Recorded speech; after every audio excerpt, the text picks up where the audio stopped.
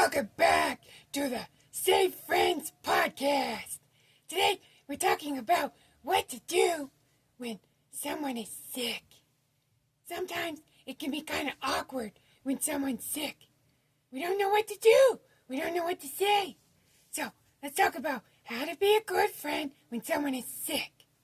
So, have you ever had a friend or family member who was really sick? It's sad. Maybe they had a bad flu, or had to stay in the hospital, or they won't get better for a long time. It makes you feel bad, and sometimes you don't know what to do. Sometimes you just want to stay away because you don't know what to say, and you're worried you're going to say the wrong thing. Well, let's talk about what you can do and what the right thing to do is. So, it could feel a little scary. You might not know what to say or do, but here's something important to know. You can still be a caring and helpful friend just by being kind and showing up. Here's how you can be a kind visitor when someone you care about is sick. So, what are good bedside manners? Do you know what bedside manners are? Doctors talk about bedside manners. In fact, a lot of doctors work really hard on having good bedside manners. So, bedside manners are a way to act when you visit someone who isn't feeling well. They're about being polite, gentle, and showing that you care. Good bedside manners let the person know you're there because you care about them, even if you're a little nervous inside. Sometimes when someone's sick, they don't quite act the same. Or maybe they look really sick and it can make you feel a little nervous. But that's okay. If you just come and be nice and just be there, sometimes that's all you need to do. Let's talk about how to be a thoughtful visitor. So, number one, be calm and gentle. If you're running around the room being all crazy, that might not be good.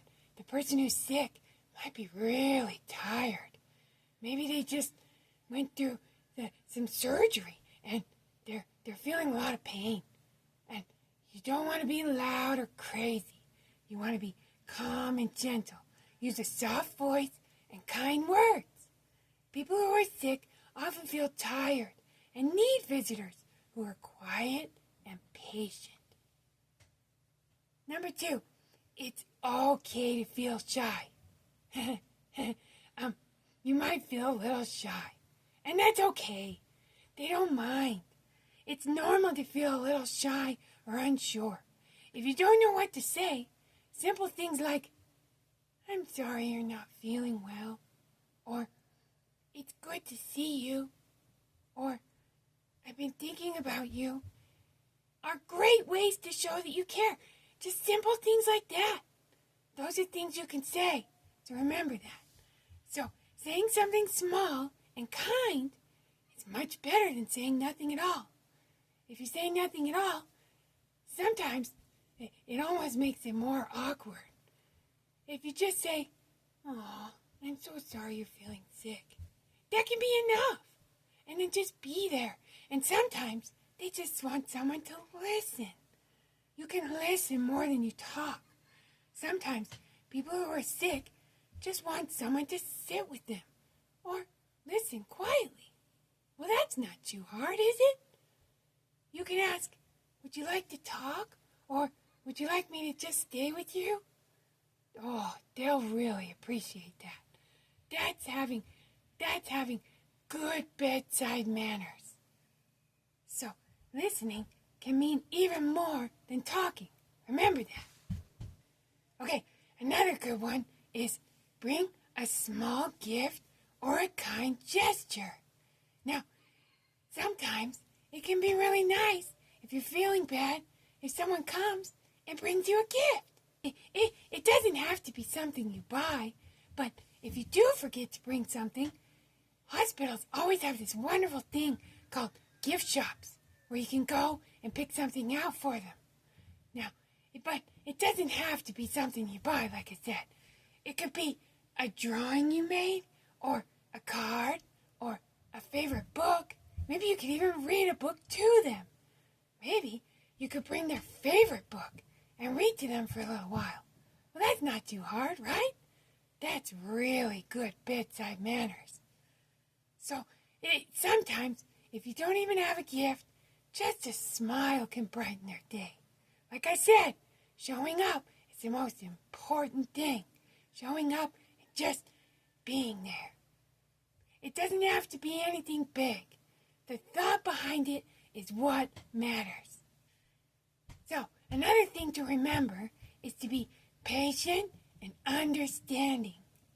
Your friend or family member might be very tired, or they might even fall asleep while you're there. That's okay. You're doing something kind just by visiting. So, now let's talk about some special tips for visiting a hospital. If your friend is in the hospital, here's some good tips.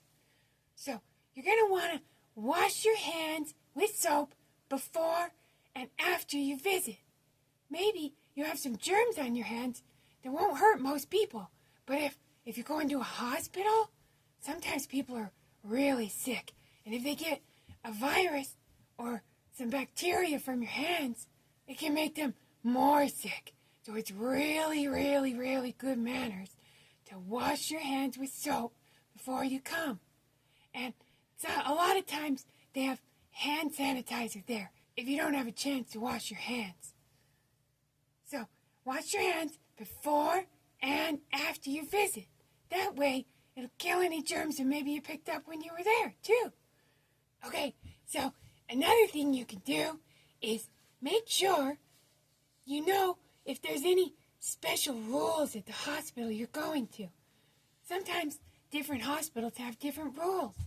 You can ask your parent what the rules are for this hospital, because sometimes they want everyone to wear a mask, or sometimes they have visiting hours and they only want people to stay a short time. Every hospital has different rules, and those rules are important to follow and to be respectful when you're there. So another thing is you always want to keep your voice quiet and be respectful, just like we said before. And that's not just when you're in the room visiting your friend. That's for the whole hospital, because there's lots of people who aren't feeling well. If you keep quiet, then that's really respectful.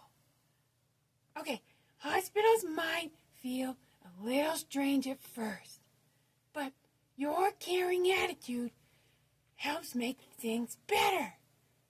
You make things better just by visiting. Don't forget that. You may feel awkward or you may feel nervous, but if you try and do these things, you're going to help make things better for everybody. Remember, it's not about finding perfect words.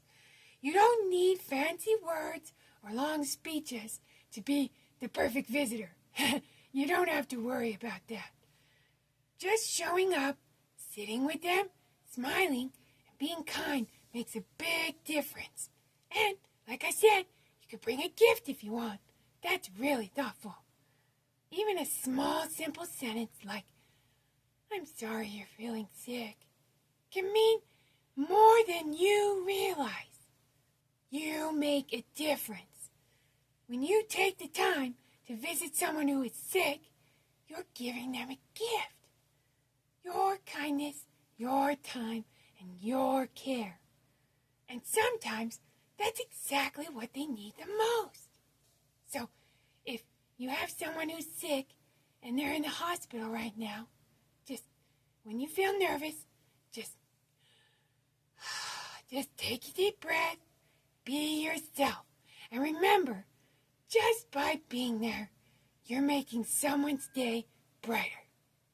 Okay, that's it for today, guys. Thanks for watching the Safe Friends podcast.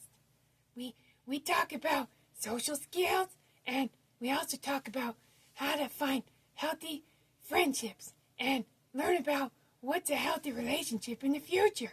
And we talk about how to have some fun by yourself and learn to love yourself more. So make sure you subscribe to our channel so you can see all our videos, and you can even get notifications to let you know when we put a new one up. We do a lot of videos every week, so make sure you follow us to know what we're doing next. Okay, guys, bye. We'll see you next time.